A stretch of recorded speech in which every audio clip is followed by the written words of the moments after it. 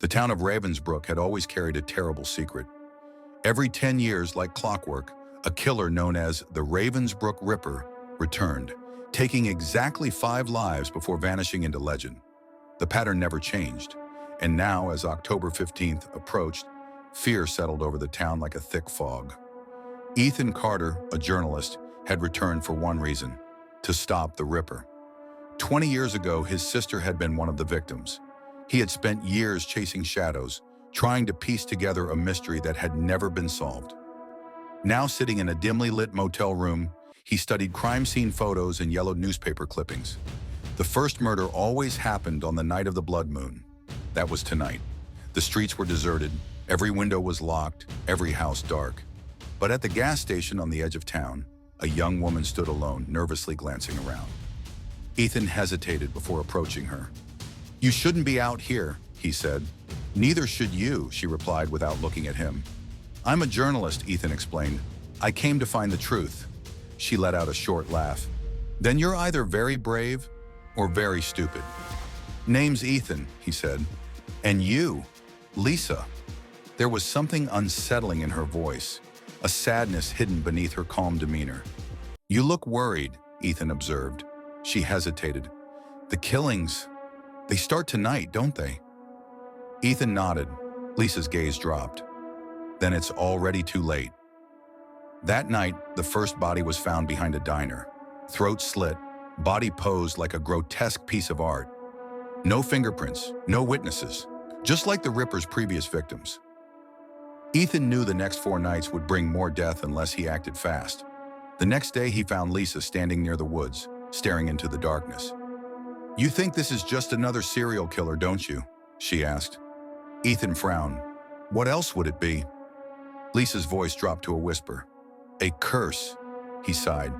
"You can't be serious." "My father was the Ripper 10 years ago," she continued. Ethan's blood ran cold. Lisa's hands trembled. "He didn't want to do it. None of them did. The Ripper isn't a person, Ethan. It's a role.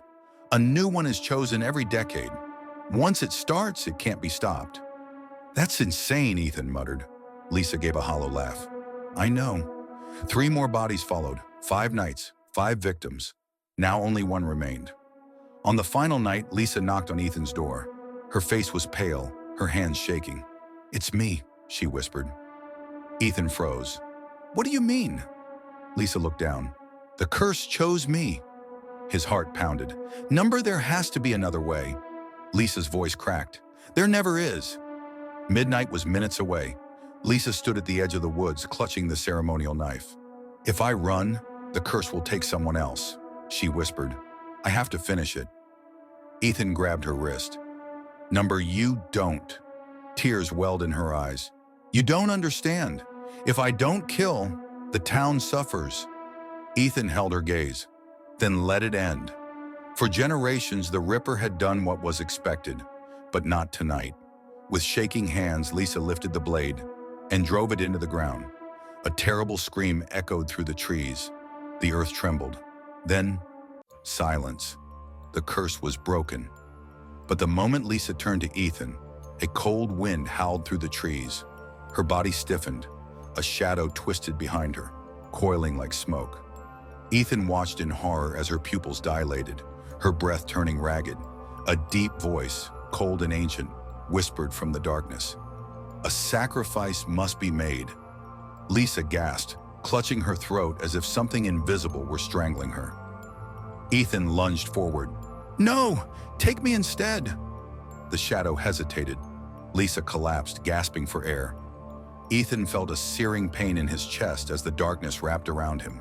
His vision blurred, his heartbeat slowing. The curse had chosen again.